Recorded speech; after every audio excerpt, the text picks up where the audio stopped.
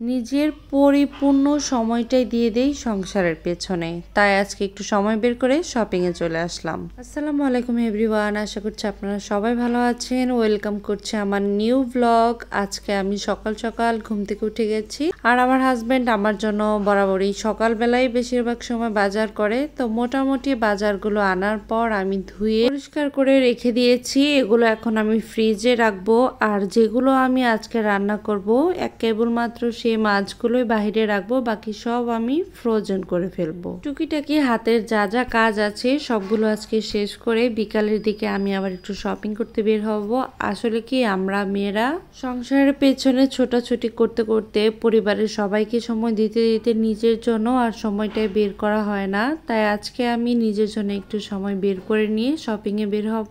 অনেকদিন হয় স্কিন কেয়ারের কিছু প্রোডাক্ট আমার শেষ হয়ে গেছে, ওগুলো নিয়ে আসতে হবে। আর আমার সাথে যেহেতু আপুরাও যাবে, তাই ভাবলাম সকালবেলা ঘুম থেকে উঠে সব কাজগুলো আমি সেরে ফেলি। আর এখন যে বাজারের দাম, প্রত্যেকটা মধ্যবিত্ত ফ্যামিলিকে খুব হিসাব করে চলাফেরা করতে হচ্ছে, কারণ এখন দেখা গেছে আগের তুলনায় সবকিছু দ্বিগুণ দ্বিগুণ হয়ে গেছে। এই তো আমি পরিষ্কার করে তারপর সবকিছু বলে করে নিয়ে আমি ফ্রিজে রেখে এসেছি, এবং চিংড়ির যে মাছটা এটা আমার পরিষ্কার করা বাকি আছে। তো এর জন্য আমি এখানে একটু পানি রাখলাম। ছোট চিংড়িগুলো আমি খালাকে দিয়ে দিব, খালা পরিষ্কার করে তারপর গুছিয়ে রাখবে। আর এখানে যে মাঝারি সাইজের চিংড়িগুলো আছে, এগুলো আজকে আমি রান্না করব কিছু একটা। তো বাসার সব কাজগুলো শেষ করলাম, তারপর আমি এবং আমার সাথে আপু জেনিসা সবাইকে নিয়ে আমরা একটু মার্কেটে চলে আসছি, কিছু কেনাকাটা করব। আর এটা কিন্তু গ্ল্যাম ডাস্ট, এটা একটা অনলাইন পেজ আছে। তো ওনাদের এখানে আজকে হিউজ পরিমাণে ডিসকাউন্ট চলছিল, যেহেতু এটা নিউ শোরুম ওপেনিং। তাই আর দেরি না করে গ্ল্যাম ডাস্টে চলে এসেছি। নতুন নতুন কিছু প্রোডাক্ট নিয়ে যাব, যেহেতু ওপেনিং হয়েছে নতুন শোরুম, নতুনভাবে উদ্বোধন করা হয়েছে। আমরাও উদ্বোধন করতে চলে আসলাম, যেহেতু আমরা আজকে প্রথম এসেছি, তো এটা আমাদের জন্য নতুন করেই হলো, তাই না বলেন? আর আজকে আমি, আপু এবং জেনিসা আমরা চারজন একসাথে চলে এসেছি। তো আসার পর বরাবরের মতো আমার যে কাজটা থাকে, সবার প্রথম জেনিসাকে কন্ট্রোলে রাখা, যে ওকে কিভাবে রাখলে ও চুপচাপ থাকবে আর আমি শপিংগুলো খুব ঠান্ডা মাথায় কমপ্লিট করতে পারবো। তারপর আর কি, জেনিসাকে একটা কোনায় আমি বসিয়ে রেখে আমি আমার মতো করে ঘোরাঘুরি করছি, যে আমার কি কি শেষ হয়েছে, কি কি নিতে হবে। তো এখান থেকে বেশিরভাগ সময় দেখা যায় স্কিন কেয়ারের জন্য কিছু প্রোডাক্টস এখান থেকে আমি নিয়ে থাকি, কারণ ওনাদের এখানে সব কিছুই খুবই অথেন্টিক এবং খুব ভালো মানের জিনিসগুলো পাওয়া যায়, যেগুলো ইউজ করলে আমার মুখে কখনো কোনো প্রবলেম হয় না।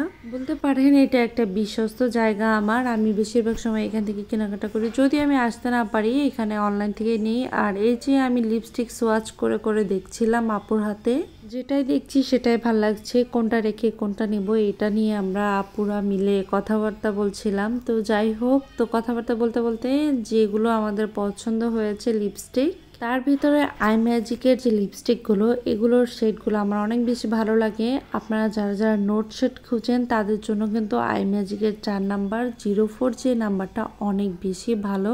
পার্সোনালি আমি এটা ইউজ করি, যার জন্য আপনাদের সাথে শেয়ার করা। সাথে আরও কিছু লিপ লাইনার নিয়ে নিলাম, কারণ প্রত্যেকটা মেয়ে লিপস্টিক দিতে গেলে লিপ লাইনারটা তো একদম মাস্ট লাগবে। আর লিপ লাইনার না ইউজ করলে কিন্তু লিপস্টিকের সৌন্দর্যটাই ফুটে ওঠে না। এই তো টুকিটাকি কিছু কেনাকাটা করার পর আবার আমি আমার আম্মুর কাছে চলে এসেছি। আমার মাম্মামটা এখানে চুপচাপ বসেছিল, তো আমার সাথে একটু একটু কথাও বলছিল। তারপর আমি ওকে বললাম একটু ভয়েস দেই আম্মু। আমার কথা শুনে জেনিসা আপনাদের সাথে ভয়েস দেওয়ার জন্য প্রস্তুত, কিন্তু এত আস্তে আস্তে ভয়েসটা দিয়েছে, যার কারণে এখানে আর সই করতেছিল না, তাই আমিও আপনাদেরকে শোনাতে পারলাম না, খুবই দুঃখিত। কিন্তু জেনিসা এর পর থেকে যে কি পরিমাণ ডিস্টার্ব করা শুরু করেছিল আমাকে, আর সেটা বলার অপেক্ষা রাখছে না। তো এদিকে আমি কিছু জিনিস নেওয়া শেষ আমার, তো সেগুলো আমি দেখছিলাম যে আর কি কি নেওয়ার আছে। ঝুড়ি দুইটা হওয়াতে জিনিসগুলো দুই ভাগ হয়ে গেছে, যার কারণে সবগুলো প্রোডাক্ট এখানে আর আমি শো করতে পারছিলাম না। তারপর যখন প্যাকিং করা শেষ, তারপর প্যাকিং করার পর আপু বলতেছিল চলো কিছু মেহেদি নিয়ে যাই, বাসায় গিয়ে তারপর আমরা না হয় দিব। তো এখানে কিছু মেহেদিও আমরা নিয়ে নিলাম। তো মোটামুটি অনেক কিছুই নেওয়া হয়ে গেছে আমাদের। আর টিনটা লাস্টে নিব কিনা নিব না এটা নিয়ে খুব ভাবছিলাম, তো আমি আর নেইনি, আপু নিয়েছে। আর এদিকে এই যে আপুর কাছে জিনিস আছে, আপুর কেনা শেষ। তো আপু এখানে বললো যে তাহলে তোমার কি আছে, তুমি ওগুলো নিয়ে নাও, আমি জিনিসের সাথে একটু কথা বলতে থাকি। তারপর আমি আপুর সাথে জেনিসাকে রেখে আমার জিনিসগুলো কেনাকাটা করলাম। আর এদিকে এই যে জেনিসের দুষ্টামি শুরু হয়ে গেছে অলরেডি।